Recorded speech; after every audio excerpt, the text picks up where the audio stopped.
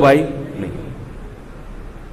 میں نہیں بیعت کرتا اس کے ہاتھ، کیونکہ یزید کے بارے میں خبریں تھیں، بعض کہتے تھے شراب پیتا ہے. حضرت مفتی محمد تقی عثمانی صاحب کا انہوں نے فرمایا ہے کہ کسی مستند روایت سے ثابت نہیں ہے شراب پینا، روایتیں ہیں مگر کوئی اوتھینٹک روایت نہیں ہے. تو اب نتیجہ کیا نکلا کہ حضرت حسین رضی اللہ تعالیٰ عنہ کے پاس کوفہ سے خطوط آئے. کوفہ کا گورنر تھا ابن زیاد، وہ بھی یزید کا آدمی تھا، بڑا ظالم آدمی تھا وہ. اہل کوفہ کے خطوط آئے کہ آپ آ جائیں یہاں پر، یہاں سب لوگ آپ کے ہاتھ پر بیعت کرنے کے لیے تیار ہیں. حضرت حسین کا خیال یہ تھا کہ اگر یہ سب تیار ہیں تو یزید کی حکومت بغیر لڑائی کے، بغیر بڑے قتال کے، مسلمانوں کے خون خرابے کے بغیر ختم ہو سکتی ہے. آئی بات سمجھ میں؟ جو انفارمیشن آپ کو ملی تھی، جو نالج آپ کو ملی تھی، وہ نالج غلط تھی. اگر وہ نالج صحیح ہوتی تو حضرت حسین کبھی کربلا کی طرف رخ نہ کرتے، کیونکہ حضرت حسین کا موقف بھی یہی تھا کہ مسلمانوں کی تلواریں آپس میں نہ چلیں.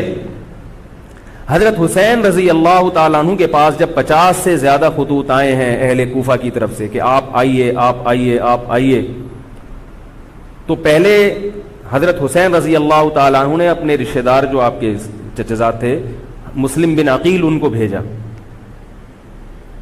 نتیجہ کیا نکلا؟ مسلم بن عقیل کا وہاں پر حکومت نے گرفتار کر کے ان کو قتل کر دیا. اب یہ ایک ایسا ظلم تھا جس کے ظاہر ہے کہ کسی کو سفیر بنا کے بھیجا جائے، کسی کو حال احوال دیکھنے کے لیے بھیجا جائے، اور حضرت حسین کی نیت ہرگز بغاوت کی نہیں تھی، مگر کوفہ کے گورنر کو اور یزید کو یہ خیال تھا کہ خلافت کے اصل اہل یقیناً یہی ہیں. کہیں ایسا تو نہیں ہے کہ یہ امیر بننا چاہتے ہیں، یہ خلیفہ بننا چاہتے ہیں. ایک خوف اس کے دل میں بیٹھ گیا تھا، ایک لاشعور میں خوف ہوتا ہے نا، انسان کے دل میں بیٹھ جاتا ہے کہ آپ 100 دفعہ بھی کہیں بھی میری یہ نیت نہیں ہے، مگر وہ ڈر رہا ہوتا ہے کہ یار یہ کچھ کر نہ لیں. تو جب مسلم بن عقیل کو شہید کیا گیا، حضرت حسین رضی اللہ تعالیٰ عنہ جا چکے تھے. جب حضرت حسین رضی اللہ تعالیٰ عنہ کوفہ کی طرف جا رہے تھے، بہت سارے صحابہ نے آپ کو منع کیا، جن میں عبداللہ ابن عمر رضی اللہ تعالیٰ عنہ بھی تھے، عبداللہ ابن عباس رضی اللہ تعالیٰ عنہ بھی، کہ آپ یہ کام نہ کریں. بعض نے تو کہا کہ ہمیں آپ کی شہادت کا یقین ہے، کیونکہ جس حالات میں آپ جا رہے ہیں حکومت یہ سمجھے گی کہ بغاوت کرنے آ رہے ہیں، لہذا وہ آپ کو کیا کرے گی؟ اس بیس پہ قتل نہیں کرے گی کہ آپ نواسہ رسول ہیں، کیونکہ وہ بھی مسلمان تھے. اس بیس پہ قتل کرے گی کہ آپ کی نیت کیا ہے، حکومت کے خلاف بغاوت. تو ان کے پاس ایک اپنے آپ کو برحق ثابت کرنے کے لیے ایک دلیل ہوگی کہ حکومت کا باغی جو بھی ہو اسے کیا کر دو؟ قتل. رسول اللہ صلی اللہ علیہ وسلم نے فرمایا، صحیح حدیث ہے، کہ جب مسلمان کسی ایک امیر پہ جمع ہو جائیں تو اس کے خلاف جو بھی اٹھے، نبی نے فرمایا اس کو قتل کر دو، کائنم من کان، چاہے وہ اس کے خلاف اٹھنے والا کتنا ہی نیک کیوں نہ ہو. یہ حدیث کے الفاظ ہیں. حضرت حسین کا موقف یہ تھا کہ میں نے ابھی تک یزید کی خلافت اور حکومت کو تسلیم نہیں کیا، لہذا میں اس وعید میں داخل نہیں ہوں. اب ہوا یہ کہ حضرت حسین رضی اللہ تعالی عنہ جب گئے ہیں اور کربلا کے مقام پہ پہنچے ہیں، تو وہاں آپ رضی اللہ تعالیٰ عنہ کو مسلم بن عقیل کی شہادت کا بھی پتہ چلا، اور اندازہ ہوا، میں بہت شارٹ کر کے سنا رہا ہوں، اندازہ ہوا کہ حالات ایسے نہیں ہیں جیسے میں سمجھ رہا تھا.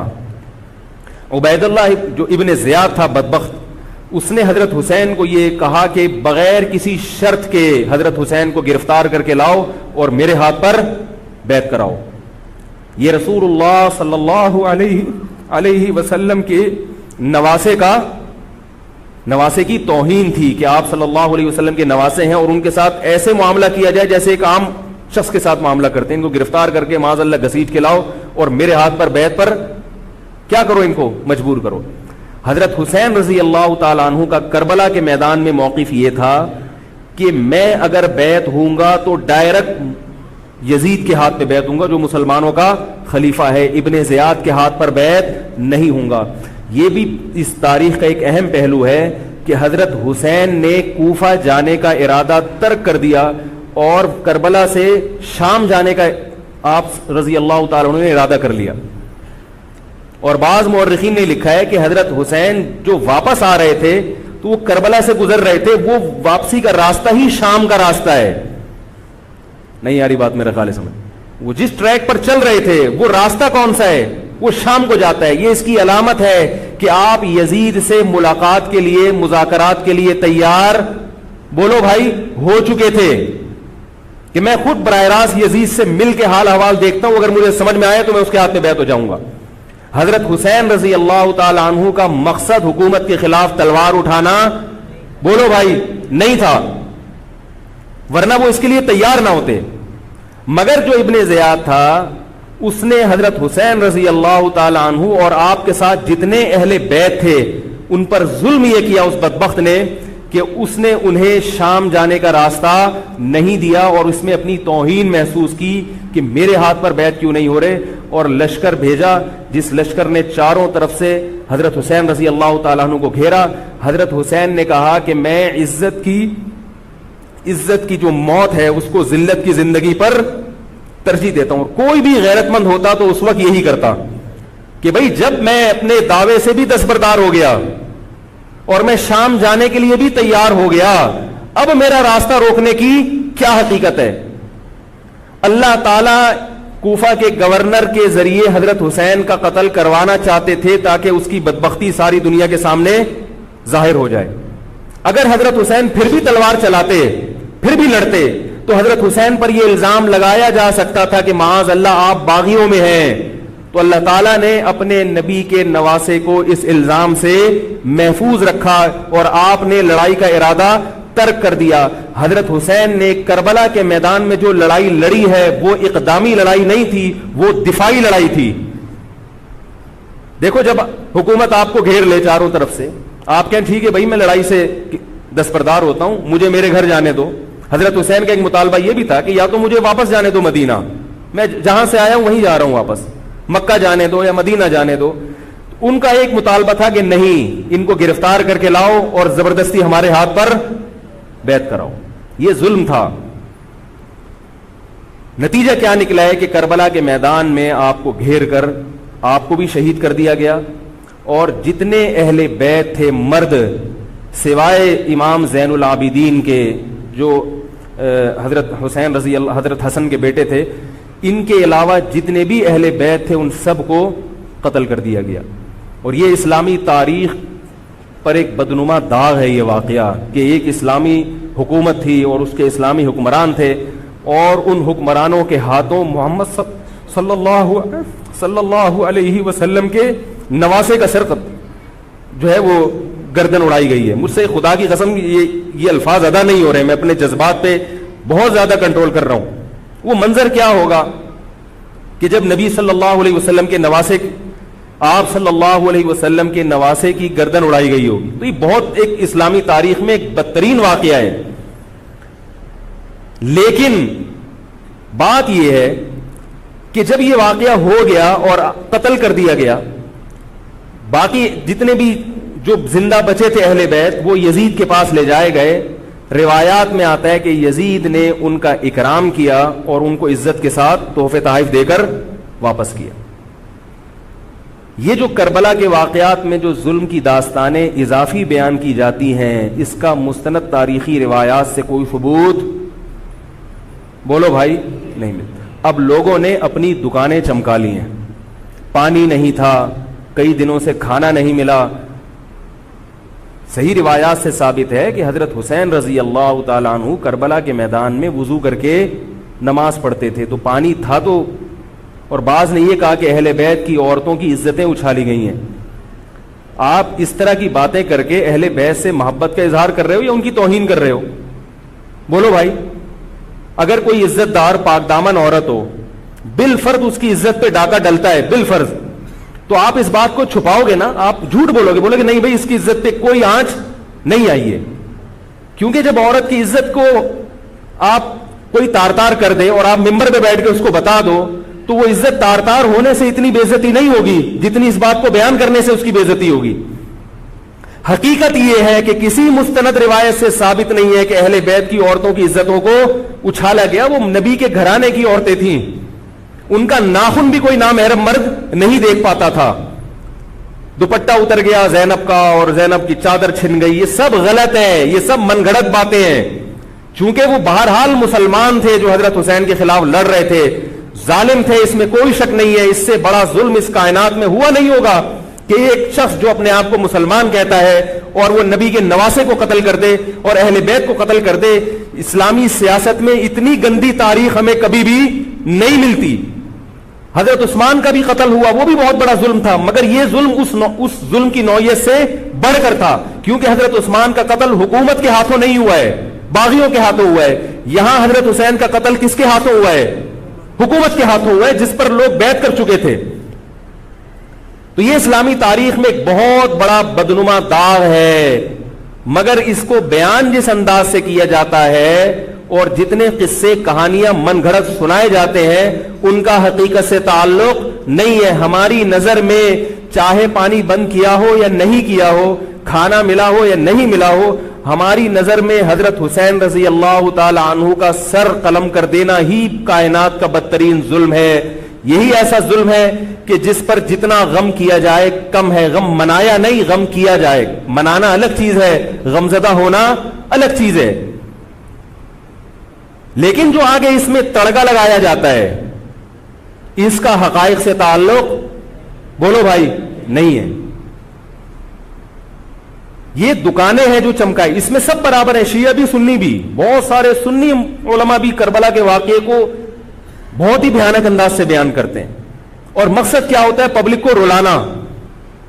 ایک رونا وہ ہوتا ہے جو خود سے آئے، اور ایک رونا ہوتا ہے باقاعدہ آپ کو آرڈر پہ رونے کے لیے اور رلانے کے لیے بلایا جائے.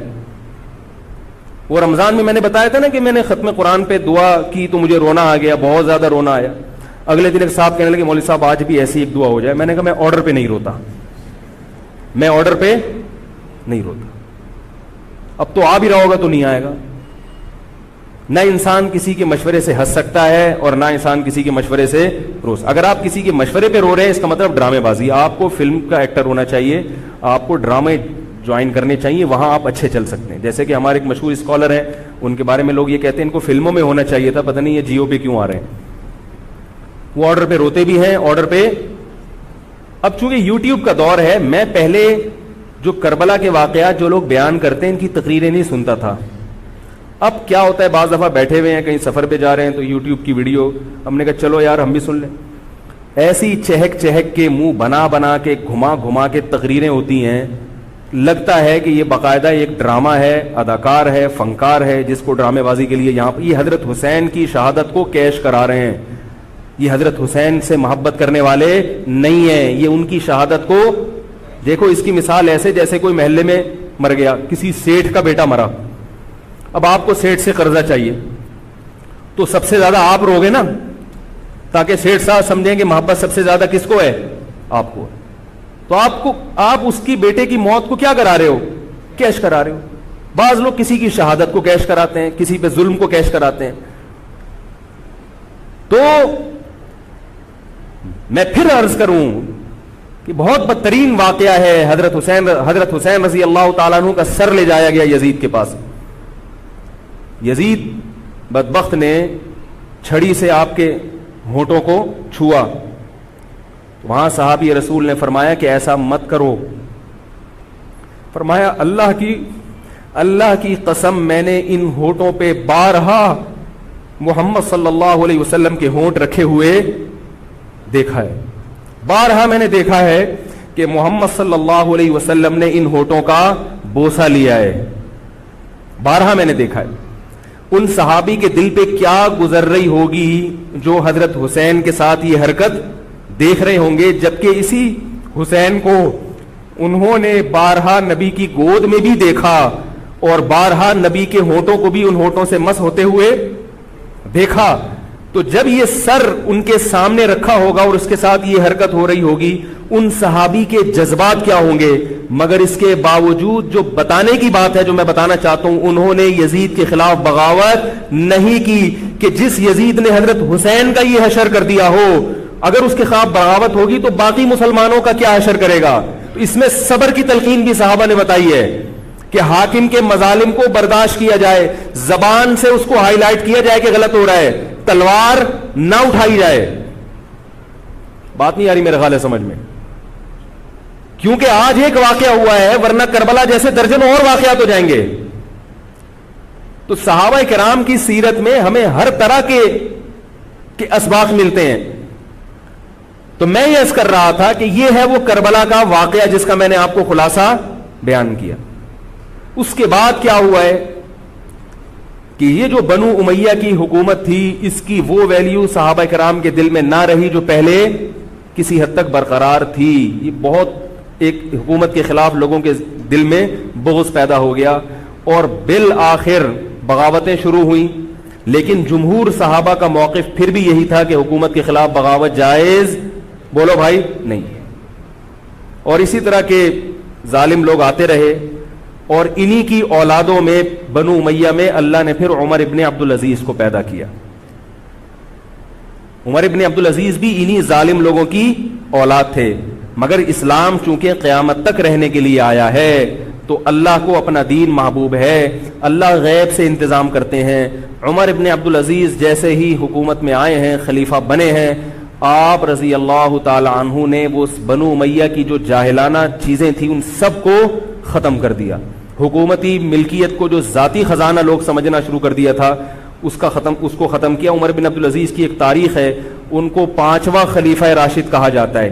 علم حدیث کو مرتب کیا گیا, فقہ کو مرتب کیا گیا, حدیث کا علم ضائع ہو رہا تھا. آپ نے حکم دیا کہ اکتب ما کان من حدیث رسول اللہ صلی اللہ علیہ وسلم فإنی اخاف ضیاع العلم والعلماء. فرمایا مجھے علم اور علماء کے ضائع ہونے کا خطرہ ہے, محمد صلی اللہ علیہ وسلم کی حدیثوں کو ریٹن فارم میں لایا جائے. تو باقاعدہ پھر حدیث کو باقاعدہ جمع کیا گیا کتابوں کی شکل میں, اور آج ہمارے پاس وہ حدیث محفوظ ہیں. فقہاء کرام کا دور آیا تو اللہ تعالیٰ نے حضرت عمر بن عبدالعزیز کے دور میں امت کو الحمدللہ دوبارہ جمع کر دیا. عمر بن عبدالعزیز کے بعد پھر بغاوتیں ہوئیں, بالآخر بنو امیہ کی حکومت کا خاتمہ ہوا, بنو عباس کی حکومت آئی. مگر بنو عباس کی حکومت آنے سے بنو امیہ کی حکومت مکمل ختم نہیں ہوئی. وہی ہوا کہ آپ نے اچھی نیت سے بغاوت کی مگر اس کا نقصان زیادہ. وہ کیا ہوا, بنو امیہ بھاگ گئے, اندلس میں حکومت قائم کر لی, اور ادھر بنو عباس کی. تو یہ تاریخ میں پہلا واقعہ تھا کہ اسلامی خلافت 2 حصوں میں ڈیوائیڈ ہو گئی. اس کے بعد آج تک ایک جگہ مسلمان جمع نہیں ہو سکے. کیوں؟ مسلمانوں نے اس حدیث کی مخالفت کی کہ امیر کے خلاف بغاوت, بولو بھائی نہیں, میں نہیں بیعت کرتا اس کے ہاتھ. کیونکہ یزید کے بارے میں خبریں تھیں, بعض کہتے تھے شراب پیتا ہے. حضرت مفتی محمد تقی عثمانی صاحب کا انہوں نے فرمایا ہے کہ کسی مستند روایت سے ثابت نہیں ہے شراب پینا. روایتیں ہیں مگر کوئی اوتھینٹک روایت نہیں ہے. تو اب نتیجہ کیا نکلا کہ حضرت حسین رضی اللہ تعالیٰ عنہ کے پاس کوفہ سے خطوط آئے. کوفہ کا گورنر تھا ابن زیاد, وہ بھی یزید کا آدمی تھا, بڑا ظالم آدمی تھا وہ. اہل کوفہ کے خطوط آئے کہ آپ آ جائیں یہاں پر, یہاں سب لوگ آپ کے ہاتھ پر بیعت کرنے کے لیے تیار ہیں. حضرت حسین کا خیال یہ تھا کہ اگر یہ سب تیار ہیں تو یزید کی حکومت بغیر لڑائی کے, بغیر بڑے قتال کے, مسلمانوں کے خون خرابے کے بغیر ختم ہو سکتی ہے. آئی بات سمجھ میں؟ جو انفارمیشن آپ کو ملی تھی, جو نالج آپ کو ملی تھی, وہ نالج غلط تھی. اگر وہ نالج صحیح ہوتی تو حضرت حسین کبھی کربلا کی طرف رخ نہ کرتے, کیونکہ حضرت حسین کا موقف بھی یہی تھا کہ مسلمانوں کی تلواریں آپس میں نہ چلیں. حضرت حسین رضی اللہ تعالیٰ عنہ کے پاس جب 50 سے زیادہ خطوط آئے ہیں اہل کوفہ کی طرف سے کہ آپ آئیے, آپ آئیے, آپ آئیے, تو پہلے حضرت حسین رضی اللہ تعالیٰ عنہ نے اپنے رشتہ دار جو آپ کے چچزاد تھے مسلم بن عقیل, ان کو بھیجا. نتیجہ کیا نکلا؟ مسلم بن عقیل کا وہاں پر حکومت نے گرفتار کر کے ان کو قتل کر دیا. اب یہ ایک ایسا ظلم تھا جس کے ظاہر ہے کہ کسی کو سفیر بنا کے بھیجا جائے, کسی کو حال احوال دیکھنے کے لیے بھیجا جائے, اور حضرت حسین کی نیت ہرگز بغاوت کی نہیں تھی. مگر کوفہ کے گورنر کو اور یزید کو یہ خیال تھا کہ خلافت کے اصل اہل یقیناً یہی ہیں, کہیں ایسا تو نہیں ہے کہ یہ امیر بننا چاہتے ہیں, یہ خلیفہ بننا چاہتے ہیں. ایک خوف اس کے دل میں بیٹھ گیا تھا. ایک لاشعور میں خوف ہوتا ہے نا، انسان کے دل میں بیٹھ جاتا ہے کہ آپ 100 دفعہ بھی کہیں بھی میری یہ نیت نہیں ہے، مگر وہ ڈر رہا ہوتا ہے کہ یار یہ کچھ کر نہ لیں. تو جب مسلم بن عقیل کو شہید کیا گیا، حضرت حسین رضی اللہ تعالی عنہ جا چکے تھے. جب حضرت حسین رضی اللہ تعالی عنہ کوفہ کی طرف جا رہے تھے، بہت سارے صحابہ نے آپ کو منع کیا، جن میں عبداللہ ابن عمر رضی اللہ تعالی عنہ بھی تھے، عبداللہ ابن عباس رضی اللہ تعالی عنہ بھی، کہ آپ یہ کام نہ کریں. بعض نے تو کہا کہ ہمیں آپ کی شہادت کا یقین ہے، کیونکہ جس حالات میں آپ جا رہے ہیں حکومت یہ سمجھے گی کہ بغاوت کرنے آ رہے ہیں، لہذا وہ آپ کو کیا کرے گی، اس بیس پہ قتل نہیں کرے گی کہ آپ نواسہ رسول ہیں، کیونکہ وہ بھی مسلمان تھے. اس بیس پہ قتل کرے گی کہ آپ کی نیت کیا ہے، حکومت کے خلاف بغاوت. تو ان کے پاس ایک اپنے آپ کو برحق ثابت کرنے کے لیے ایک دلیل ہوگی کہ حکومت کا باغی جو بھی ہو اسے کیا کر دو، قتل. رسول اللہ صلی اللہ علیہ وسلم نے فرمایا، صحیح حدیث ہے، کہ جب مسلمان کسی ایک امیر پہ جمع ہو جائیں تو اس کے خلاف جو بھی اٹھے، نبی نے فرمایا اس کو قتل کر دو، کائنم من کان، چاہے وہ اس کے خلاف اٹھنے والا کتنا ہی نیک کیوں نہ ہو. یہ حدیث کے الفاظ ہیں. حضرت حسین کا موقف یہ تھا کہ میں نے ابھی تک یزید کی خلافت اور حکومت کو تسلیم نہیں کیا، لہذا میں اس وعید میں داخل نہیں ہوں. اب ہوا یہ ہے کہ حضرت حسین رضی اللہ تعالی عنہ جب گئے ہیں اور کربلا کے مقام پہ پہنچے ہیں، تو وہاں آپ رضی اللہ تعالی عنہ کو مسلم بن عقیل کی شہادت کا بھی پتہ چلا، اور اندازہ ہوا، میں بہت شارٹ کر کے سنا رہا ہوں، اندازہ ہوا کہ حالات ایسے نہیں ہیں جیسے میں سمجھ رہا تھا. عبید اللہ جو ابن زیاد تھا بدبخت، اس نے حضرت حسین کو یہ کہا کہ بغیر کسی شرط کے حضرت حسین کو گرفتار کر کے لاؤ اور میرے ہاتھ پر بیعت کراؤ. یہ رسول اللہ صلی اللہ علیہ وسلم کے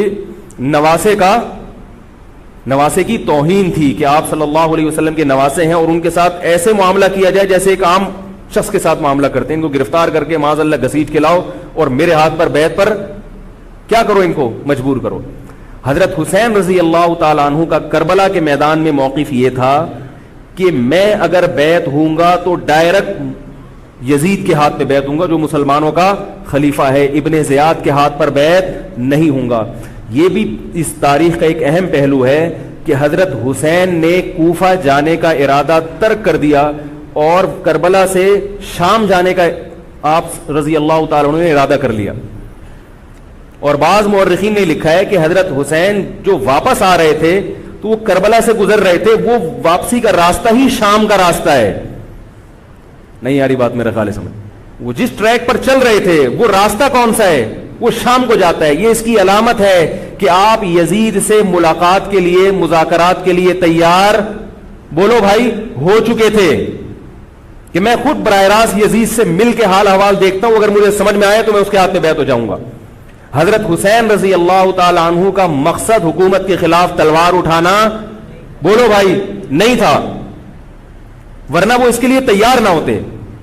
مگر جو ابن زیاد تھا اس نے حضرت حسین رضی اللہ تعالی عنہ اور آپ کے ساتھ جتنے اہل بیت تھے ان پر ظلم یہ کیا اس بدبخت نے کہ اس نے انہیں شام جانے کا راستہ نہیں دیا، اور اس میں اپنی توہین محسوس کی کہ میرے ہاتھ پر بیعت کیوں نہیں ہو رہے، اور لشکر بھیجا جس لشکر نے چاروں طرف سے حضرت حسین رضی اللہ تعالیٰ عنہ کو گھیرا. حضرت حسین نے کہا کہ میں عزت کی جو موت ہے اس کو ذلت کی زندگی پر ترجیح دیتا ہوں. کوئی بھی غیرت مند ہوتا تو اس وقت یہی کرتا کہ بھئی جب میں اپنے دعوے سے بھی دستبردار ہو گیا اور میں شام جانے کے لیے بھی تیار ہو گیا، اب میرا راستہ روکنے کی کیا حقیقت ہے. اللہ تعالی کوفہ کے گورنر کے ذریعے حضرت حسین کا قتل کروانا چاہتے تھے تاکہ اس کی بدبختی ساری دنیا کے سامنے ظاہر ہو جائے. اگر حضرت حسین پھر بھی تلوار چلاتے، پھر بھی لڑتے، تو حضرت حسین پر یہ الزام لگایا جا سکتا تھا کہ معاذ اللہ آپ باغیوں میں ہیں. تو اللہ تعالیٰ نے اپنے نبی کے نواسے کو اس الزام سے محفوظ رکھا اور آپ نے لڑائی کا ارادہ ترک کر دیا. حضرت حسین نے کربلا کے میدان میں جو لڑائی لڑی ہے وہ اقدامی لڑائی نہیں تھی، وہ دفاعی لڑائی تھی. دیکھو جب حکومت آپ کو گھیر لے چاروں طرف سے، آپ کہیں ٹھیک ہے بھائی میں لڑائی سے دستبردار ہوتا ہوں، مجھے میرے گھر جانے دو. حضرت حسین کا ایک مطالبہ یہ بھی تھا کہ یا تو مجھے واپس جانے دو مدینہ، میں جہاں سے آیا ہوں وہیں جا رہا ہوں واپس، مکہ جانے دو یا مدینہ جانے دو. ان کا ایک مطالبہ تھا کہ نہیں, ان کو گرفتار کر کے لاؤ اور زبردستی ہمارے ہاتھ پر بیعت کراؤ. یہ ظلم تھا. نتیجہ کیا نکلا ہے کہ کربلا کے میدان میں آپ کو گھیر کر آپ کو بھی شہید کر دیا گیا, اور جتنے اہل بیت تھے مرد سوائے امام زین العابدین کے جو حضرت حسین رضی اللہ, حضرت حسن کے بیٹے تھے, ان کے علاوہ جتنے بھی اہل بیت تھے ان سب کو قتل کر دیا گیا. اور یہ اسلامی تاریخ پر ایک بدنما داغ ہے یہ واقعہ کہ ایک اسلامی حکومت تھی اور اس کے اسلامی حکمران تھے, اور ان حکمرانوں کے ہاتھوں محمد صلی اللہ علیہ وسلم کے نواسے کا سر جو ہے وہ گردن اڑائی گئی ہے. مجھ سے خدا کی قسم یہ الفاظ ادا نہیں ہو رہے, میں اپنے جذبات پہ بہت زیادہ کنٹرول کر رہا ہوں. وہ منظر کیا ہوگا کہ جب نبی صلی اللہ علیہ وسلم کے نواسے, آپ صلی اللہ علیہ وسلم کے نواسے کی گردن اڑائی گئی ہوگی. تو یہ بہت ایک اسلامی تاریخ میں ایک بدترین واقعہ ہے. لیکن بات یہ ہے کہ جب یہ واقعہ ہو گیا اور قتل کر دیا گیا, باقی جتنے بھی جو زندہ بچے تھے اہل بیت وہ یزید کے پاس لے جائے گئے. روایات میں آتا ہے کہ یزید نے ان کا اکرام کیا اور ان کو عزت کے ساتھ تحفے تحائف دے کر واپس کیا. یہ جو کربلا کے واقعات میں جو ظلم کی داستانیں اضافی بیان کی جاتی ہیں, اس کا مستند تاریخی روایات سے کوئی ثبوت بولو بھائی نہیں ملتا. اب لوگوں نے اپنی دکانیں چمکا لی ہیں, پانی نہیں تھا, کئی دنوں سے کھانا نہیں ملا. صحیح روایات سے ثابت ہے کہ حضرت حسین رضی اللہ تعالیٰ عنہ کربلا کے میدان میں وضو کر کے نماز پڑھتے تھے, تو پانی تھا تو. اور بعض نے یہ کہا کہ اہل بیت کی عورتوں کی عزتیں اچھالی گئی ہیں. آپ اس طرح کی باتیں کر کے اہل بیت سے محبت کا اظہار کر رہے ہو یا ان کی توہین کر رہے ہو؟ بولو بھائی. اگر کوئی عزت دار پاک دامن عورت ہو, بالفرض اس کی عزت پہ ڈاکہ ڈلتا ہے بالفرض, تو آپ اس بات کو چھپاؤ گے نا, آپ جھوٹ بولو گے, بولو گے نہیں بھائی اس کی عزت پہ کوئی آنچ نہیں آئی ہے. کیونکہ جب عورت کی عزت کو آپ کوئی تار تار کر دے اور آپ ممبر پہ بیٹھ کے اس کو بتا دو, تو وہ عزت تار تار ہونے سے اتنی بے عزتی نہیں ہوگی جتنی اس بات کو بیان کرنے سے اس کی بے عزتی ہوگی. حقیقت یہ ہے کہ کسی مستند روایت سے ثابت نہیں ہے کہ اہل بیت کی عورتوں کی عزتوں کو اچھالا گیا. وہ نبی کے گھرانے کی عورتیں تھیں, ان کا ناخن بھی کوئی نامحرم مرد نہیں دیکھ پاتا تھا. دوپٹہ اتر گیا زینب کا اور زینب کی چادر چھن گئی, یہ سب غلط ہے, یہ سب من گھڑت باتیں ہیں. چونکہ وہ بہرحال مسلمان تھے جو حضرت حسین کے خلاف لڑ رہے تھے, ظالم تھے, اس میں کوئی شک نہیں ہے. اس سے بڑا ظلم اس کائنات میں ہوا نہیں ہوگا کہ ایک شخص جو اپنے آپ کو مسلمان کہتا ہے اور وہ نبی کے نواسے کو قتل کر دے اور اہل بیت کو قتل کر دے. اسلامی سیاست میں اتنی گندی تاریخ ہمیں کبھی بھی نہیں ملتی. حضرت عثمان کا بھی قتل ہوا, وہ بھی بہت بڑا ظلم تھا, مگر یہ ظلم اس ظلم کی نوعیت سے بڑھ کر تھا, کیونکہ حضرت عثمان کا قتل حکومت کے ہاتھوں نہیں ہوا ہے, باغیوں کے ہاتھوں ہوا ہے. یہاں حضرت حسین کا قتل کس کے ہاتھوں ہوا ہے؟ حکومت کے ہاتھوں ہوا ہے, جس پر لوگ بیعت کر چکے تھے.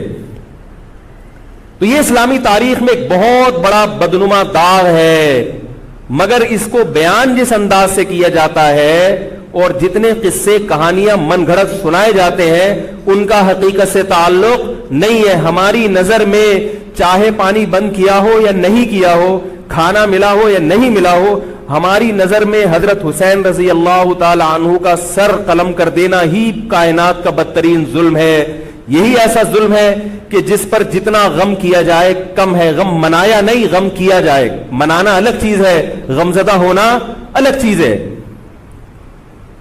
لیکن جو آگے اس میں تڑکا لگایا جاتا ہے اس کا حقائق سے تعلق بولو بھائی نہیں ہے. یہ دکانیں ہیں جو چمکائی, اس میں سب برابر ہیں, شیعہ بھی سنی بھی. بہت سارے سنی علماء بھی کربلا کے واقعے کو بہت ہی بھیانک انداز سے بیان کرتے ہیں, اور مقصد کیا ہوتا ہے؟ پبلک کو رلانا.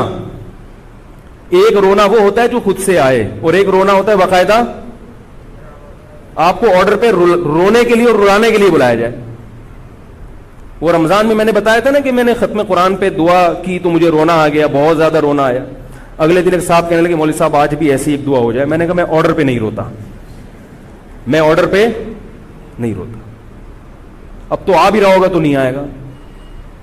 نہ انسان کسی کے مشورے سے ہنس سکتا ہے اور نہ انسان کسی کے مشورے سے اگر آپ کسی کے مشورے پہ رو رہے ہیں اس کا مطلب ڈرامے بازی. آپ کو فلم کا ایکٹر ہونا چاہیے, آپ کو ڈرامے جوائن کرنے چاہیے, وہاں آپ اچھے چل سکتے ہیں. جیسے کہ ہمارے ایک مشہور اسکالر ہیں, ان کے بارے میں لوگ یہ کہتے ہیں ان کو فلموں میں ہونا چاہیے تھا, پتہ نہیں یہ جیو پہ کیوں آ رہے ہیں. وہ آرڈر پہ روتے بھی ہیں, آرڈر پہ. اب چونکہ یوٹیوب کا دور ہے, میں پہلے جو کربلا کے واقعات جو لوگ بیان کرتے ہیں ان کی تقریریں نہیں سنتا تھا. اب کیا ہوتا ہے, بعض دفعہ بیٹھے ہوئے ہیں کہیں سفر پہ جا رہے ہیں تو یوٹیوب کی ویڈیو ہم نے کہا چلو یار ہم بھی سن لیں. ایسی چہک چہک کے منہ بنا بنا کے گھما گھما کے تقریریں ہوتی ہیں, لگتا ہے کہ یہ باقاعدہ ایک ڈرامہ ہے, اداکار ہے, فنکار ہے جس کو ڈرامے بازی کے لیے یہاں پر. یہ حضرت حسین کی شہادت کو کیش کرا رہے ہیں. یہ حضرت حسین سے محبت کرنے والے نہیں ہیں, یہ ان کی شہادت کو. دیکھو اس کی مثال ایسے جیسے کوئی محلے میں مر گیا, کسی سیٹھ کا بیٹا مرا, اب آپ کو سیٹھ سے قرضہ چاہیے تو سب سے زیادہ آپ روگے نا, تاکہ سیٹھ صاحب سمجھیں کہ محبت سب سے زیادہ کس کو ہے, آپ کو. تو آپ اس کی بیٹے کی موت کو کیا کرا رہے ہو, کیش کرا رہے ہو. بعض لوگ کسی کی شہادت کو کیش کراتے ہیں, کسی پہ ظلم کو کیش کراتے ہیں. تو میں پھر عرض کروں کہ بہت بدترین واقعہ ہے حضرت حسین رضی اللہ تعالیٰ عنہ کا سر لے جایا گیا یزید کے پاس. یزید بدبخت نے چھڑی سے آپ کے ہونٹوں کو چھوا. وہاں صحابی رسول نے فرمایا کہ ایسا مت کرو. فرمایا اللہ کی قسم میں نے ان ہونٹوں پہ بارہا محمد صلی اللہ علیہ وسلم کے ہونٹ رکھے ہوئے دیکھا ہے. بارہا میں نے دیکھا ہے کہ محمد صلی اللہ علیہ وسلم نے ان ہونٹوں کا بوسہ لیا ہے. بارہا میں نے دیکھا ہے. ان صحابی کے دل پہ کیا گزر رہی ہوگی جو حضرت حسین کے ساتھ یہ حرکت دیکھ رہے ہوں گے, جبکہ اسی حسین کو انہوں نے بارہا نبی کی گود میں بھی دیکھا اور بارہا نبی کے ہونٹوں کو بھی ان ہونٹوں سے مس ہوتے ہوئے دیکھا. تو جب یہ سر ان کے سامنے رکھا ہوگا اور اس کے ساتھ یہ حرکت ہو رہی ہوگی, ان صحابی کے جذبات کیا ہوں گے. مگر اس کے باوجود جو بتانے کی بات ہے, جو میں بتانا چاہتا ہوں, انہوں نے یزید کے خلاف بغاوت نہیں کی کہ جس یزید نے حضرت حسین کا یہ حشر کر دیا ہو, اگر اس کے خلاف بغاوت ہوگی تو باقی مسلمانوں کا کیا حشر کرے گا. تو اس میں صبر کی تلقین بھی صحابہ نے بتائی ہے کہ حاکم کے مظالم کو برداشت کیا جائے, زبان سے اس کو ہائی لائٹ کیا جائے کہ غلط ہو رہا ہے, تلوار نہ اٹھائی جائے. بات نہیں آ رہی میرے خیال ہے سمجھ میں, کیونکہ آج ایک واقعہ ہوا ہے ورنہ کربلا جیسے درجنوں اور واقعات ہو جائیں گے. تو صحابہ کرام کی سیرت میں ہمیں ہر طرح کے اسباق ملتے ہیں. تو میں یہ عرض کر رہا تھا کہ یہ ہے وہ کربلا کا واقعہ جس کا میں نے آپ کو خلاصہ بیان کیا. اس کے بعد کیا ہوا ہے کہ یہ جو بنو امیہ کی حکومت تھی, اس کی وہ ویلیو صحابہ کرام کے دل میں نہ رہی جو پہلے کسی حد تک برقرار تھی. یہ بہت ایک حکومت کے خلاف لوگوں کے دل میں بغض پیدا ہو گیا اور بالآخر بغاوتیں شروع ہوئیں. لیکن جمہور صحابہ کا موقف پھر بھی یہی تھا کہ حکومت کے خلاف بغاوت جائز, بولو بھائی, نہیں. اور اسی طرح کے ظالم لوگ آتے رہے اور انہی کی اولادوں میں بنو امیہ میں اللہ نے پھر عمر ابن عبدالعزیز کو پیدا کیا. عمر ابن عبدالعزیز بھی انہی ظالم لوگوں کی اولاد تھے, مگر اسلام چونکہ قیامت تک رہنے کے لیے آیا ہے تو اللہ کو اپنا دین محبوب ہے, اللہ غیب سے انتظام کرتے ہیں. عمر ابن عبدالعزیز جیسے ہی حکومت میں آئے ہیں, خلیفہ بنے ہیں, آپ رضی اللہ تعالی عنہ نے وہ بنو امیہ کی جو جاہلانہ چیزیں تھیں ان سب کو ختم کر دیا. حکومتی ملکیت کو جو ذاتی خزانہ لوگ سمجھنا شروع کر دیا تھا اس کو ختم کیا. عمر بن عبدالعزیز کی ایک تاریخ ہے, ان کو 5واں خلیفہ راشد کہا جاتا ہے. علم حدیث کو مرتب کیا گیا, فقہ کو مرتب کیا گیا, حدیث کا علم ضائع ہو رہا تھا. آپ نے حکم دیا کہ اکتب ما کان من حدیث رسول اللہ صلی اللہ علیہ وسلم فإنی اخاف ضیاع العلم والعلماء. فرمایا مجھے علم اور علماء کے ضائع ہونے کا خطرہ ہے, محمد صلی اللہ علیہ وسلم کی حدیثوں کو ریٹن فارم میں لایا جائے. تو باقاعدہ پھر حدیث کو باقاعدہ جمع کیا گیا کتابوں کی شکل میں, اور آج ہمارے پاس وہ حدیث محفوظ ہیں. فقہاء کرام کا دور آیا تو اللہ تعالیٰ نے حضرت عمر بن عبدالعزیز کے دور میں امت کو الحمدللہ دوبارہ جمع کر دیا. عمر بن عبدالعزیز کے بعد پھر بغاوتیں ہوئیں, بالآخر بنو امیہ کی حکومت کا خاتمہ ہوا, بنو عباس کی حکومت آئی, مگر بنو عباس کی حکومت آنے سے بنو امیہ کی حکومت مکمل ختم نہیں ہوئی. وہی ہوا کہ آپ نے اچھی نیت سے بغاوت کی مگر اس کا نقصان زیادہ. وہ کیا ہوا, بنو امیہ بھاگ گئے, اندلس میں حکومت قائم کر لی, اور ادھر بنو عباس کی. تو یہ تاریخ میں پہلا واقعہ تھا کہ اسلامی خلافت دو حصوں میں ڈیوائیڈ ہو گئی. اس کے بعد آج تک ایک جگہ مسلمان جمع نہیں ہو سکے. کیوں؟ مسلمانوں نے اس حدیث کی مخالفت کی کہ امیر کے خلاف بغاوت, بولو بھائی,